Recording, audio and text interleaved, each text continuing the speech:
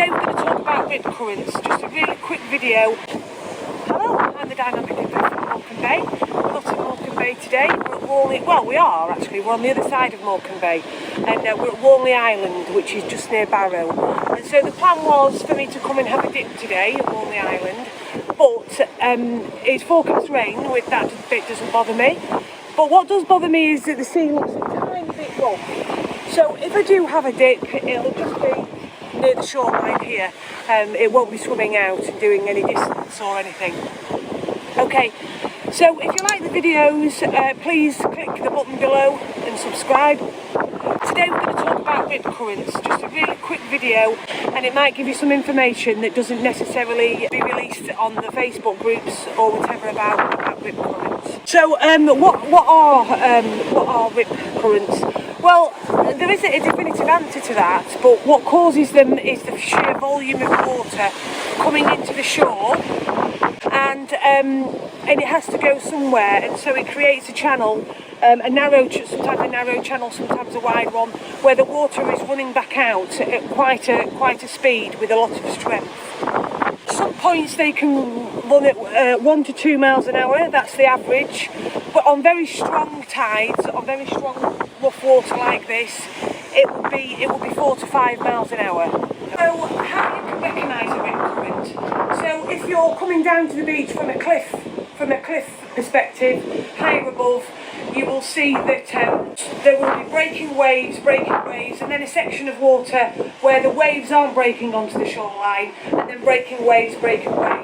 That channel of water could be a rip current. Most of the time they are darker in the colour of water than the water that surrounds it. Okay, so the water that surrounds it is a lighter colour, and the actual rip current is quite dark. So that's how you can, those are the two characteristics of rip currents. The larger the waves and the rougher the sea, the stronger the rip current tends to be. So they can quickly drag you out, very quickly, you know, if you're thinking 4 or 5 miles an hour.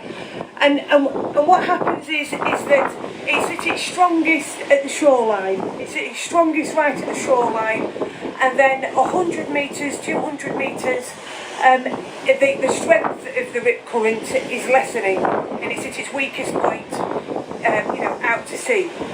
And so it's going to take you probably 100 to 200 metres out, but once it's done that, it loses its strength. So it's not possible really at 4 or 5 miles an hour that you're able to swim against the rip current. You wouldn't be able to do that. If you're at wading height, you might have a chance of wading against it, but you probably wouldn't be able to swim against it. But the important thing to remember is that here at the shoreline, it's at its strongest point, and it weakens as it goes out to sea. And so what's the official advice in terms of if you find yourself caught in a rip current and you can't come back? The advice is to go with it for the 100 to 200 metres, and actually once you feel that the strength of the rip current is weakening, then you are then asked to swim parallel to the shoreline. Okay, there's no chance of you coming back in right against it. You have to swim parallel to the shoreline. If you are able to, you can raise the alarm. If it's a lifeguarded beach, they will come and assist you, or they will be able to contact somebody who's able to come and assist you, such as the RNLI services. It's usually a channel of churning water, so it looks quite smooth on the top sometimes, but actually underneath it is quite dangerous. Where do you get rip currents? You can have them at the end of estuaries, piers, groins, man-made structures in the sea. And also you can have eddies, which are a different thing. They're to do with the characteristics on the seabed that we'll talk about in a bit. What's the best thing to do when you're wanting to swim at a certain beach? If it's a lifeguarded beach, go and ask the lifeguards where it's safe to swim. They will be able to see, where is the safest place to swim in terms of eyesight, and also in terms of what's happening with the currents. Also, if there's a Facebook group for that area, you could ask them, you could join that, and you could post a question that you're going on holiday somewhere and you wanted to swim. Where's the safest place to swim? Okay, so you know, there's people that swim here regularly, or you know, swim wherever regularly.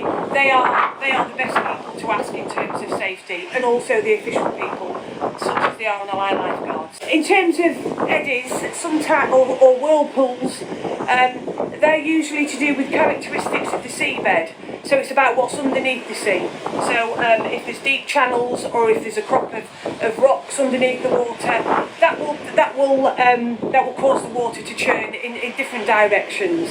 We have one at the end of this the stone jetty at Morecambe. There's an eddy that's created there, and it's quite difficult to swim through that or past that. You know, as always, you need to check your apps. Magic Seaweed is really good in terms of swell height, wave height, and when you need to think about when you're going to exit the water. Sometimes when you've swam for quite a long time, you can feel a little bit dizzy. Earplugs stop that from happening, but sometimes you can feel a little bit dizzy. And so, you know, make sure you're steady on your feet before you decide to stride out onto the shoreline, or maybe sort of crawl on your hands and knees until you've got to quite a shallow place and come out. So let's just recap. So the best thing to do when you have found yourself caught in a rip current, it is to go with it for 100 to 200 metres. That's as far as it's going to take you out, and then you know it's going to lessen off in terms of strength, and you swim parallel to the shore. That's the official advice in terms of rip tides. There's a few diagrams on the video for you to be able to know how to spot a rip current and what to do. So I hope I've answered some of your questions. Dead quick video, because I've got feedback that says maybe some of my videos are a little bit long, so I don't want to bore the pants off you. So I'm going now. I'm going to get my tow float. I might just, I don't know yet, I've not decided. I might just dip here near the shore. So that's it about rip currents. I hope that's been useful. So it's over and out from the Dynamic Dipper at Walney Island. Bye!